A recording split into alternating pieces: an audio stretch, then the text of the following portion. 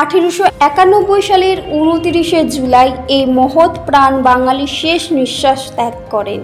ঈশ্বরচন্দ্র বিদ্যাসাগর তার প্রজ্ঞা, দৃঢ় সংকল্প এবং মানবতাবাদের জন্য চিরস্মরণীয় হয়ে থাকবেন। তিনি কেবল একজন পণ্ডিত বা শিক্ষাবিদ ছিলেন না, তিনি ছিলেন একজন সত্যিকারের সমাজ নির্মাতা, যিনি তার সমগ্র জীবন মানব কল্যাণে উৎসর্গ করেছিলেন। তার প্রদর্শিত পথ আজও আমাদের সমাজে প্রগতির অনুপ্রেরণা যোগায়। তার অবদানের জন্য বাঙালি জাতি চিরকাল তার কাছে ঋণী হয়ে থাকবে। সংবাদ শিরোনামের পক্ষ থেকে ঈশ্বরচন্দ্র বিদ্যাসাগরকে জানাই প্রণাম। This channel does not promote any violence, harmful or illegal activities. All content provided by this channel is meant for an educational purpose only. আর কর্মজীবনে তিনি শিক্ষা ব্যবস্থার উন্নয়নে যুগান্তকারী পদক্ষেপ গ্রহণ করেন।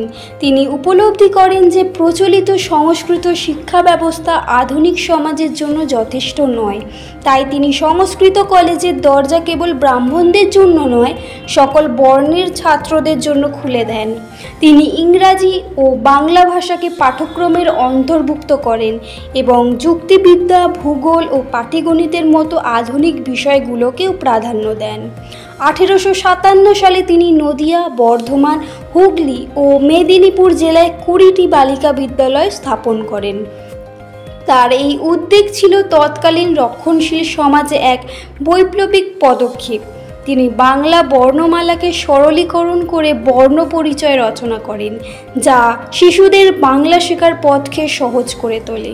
তার লেখা কথামালা, বোধোদয় শিশুদের মধ্যে নৈতিক শিক্ষা ও জ্ঞান বিতরণের গুরুত্বপূর্ণ ভূমিকা রাখে। বিদ্যাসাগরের জীবন কেবল শিক্ষা বিস্তারের মধ্যে সীমাবদ্ধ ছিল না, তিনি ছিলেন একজন আপোষহীন সমাজ সংস্কারক।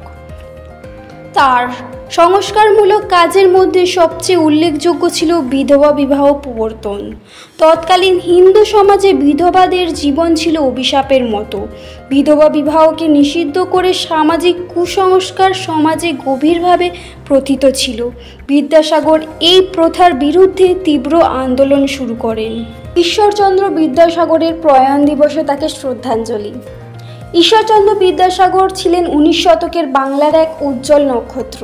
তিনি ছিলেন একাধারে একজন কিংবদন্তি শিক্ষাবিদ, নির্ভীক সমাজ সংস্কার এবং বাংলা গদ্যের অন্যতম স্থপতি। তার জীবনব্যাপী সাধনা বাংলা ভাষা, সাহিত্য ও সমাজের অগ্রগতির পথকে সুগম করেছিল। ঈশ্বরচন্দ্র বন্দ্যোপাধ্যায় 1820 সালের 26শে সেপ্টেম্বর তৎকালীন হুগলি জেলার বীরসিংহ গ্রামে এক দরিদ্র ব্রাহ্মণ পরিবারে জন্মগ্রহণ করেন।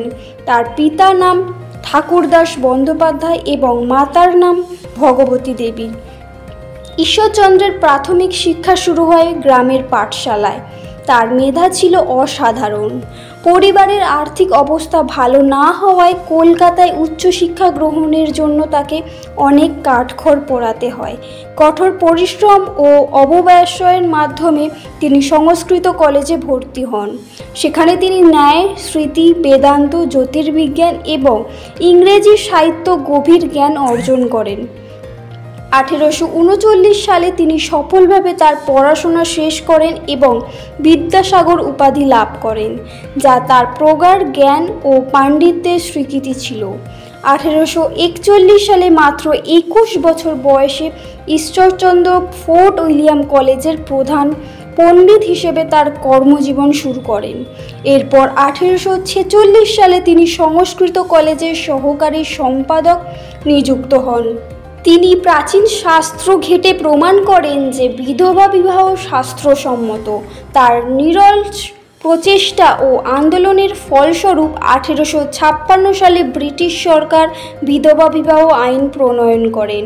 শুধু আইন প্রণয়নই নয়, তিনি ব্যক্তিগত উদ্যোগে একাধিক বিধবার বিবাহ দেন এবং এর জন্য তাকে সমাজের প্রবল বিরোধিতা ও ব্যক্তিগত আক্রমণ সহ্য করতে হয়। তিনি নারী শিক্ষার প্রসারের মাধ্যমে নারীদের সমাজের মূল স্রোতে ফিরিয়ে আনার চেষ্টা করেন এবং তাদের অধিকার প্রতিষ্ঠায় সচেষ্ট ছিলেন। তিনি ছিলেন উপার্জনের একটি বড় অংশ দরিদ্র ও অভাবী মানুষের কল্যাণের ব্যয় করতেন। তার দানশীলতা ও পরোপকারিতাকে দয়ার সাগর উপাধিতে ভূষিত করে। বিদ্যাসাগরকে বাংলা গদ্যের জনক বলা হয়। তিনি বাংলা গদ্যকে একটি সুসংগঠিত রূপ দেন এবং এর মধ্যে ছন্দ ও সৌন্দর্য আনয়ন করেন। তার পূর্বে বাংলা গদ্যের কোনো নির্দিষ্ট কাঠামো ছিল না। তিনি সংস্কৃত ভাষার প্রভাব থেকে বাংলা গদ্যকে মুক্ত করে তাকে সরল ও সাবলীল করে তোলেন, যা সাধারণ মানুষের কাছে বোধগম্য হয়। তার রচনা শৈলী ছিল সুস্পষ্ট, যুক্তিনির্ভর এবং প্রাঞ্জল। তার বেতাল, পঞ্চবিংশতি, শকুন্তলা এবং সীতার বনবাস বাংলা সাহিত্যের ইতিহাসে মাইলফলক হিসেবে বিবেচিত হয়। তিনি তার রচনার মাধ্যমে সমাজের কুসংস্কার এবং অনাচারের বিরুদ্ধেও সরব হয়েছিলেন। জীবনের শেষ দিকে বিদ্যাসাগর কর্মজীবনের চাপ এবং সমাজের রক্ষণশীল অংশের বিরোধিতার কারণে অসুস্থ হয়ে পড়েন। তবুও তিনি তার কর্ম থেকে বিরত হননি।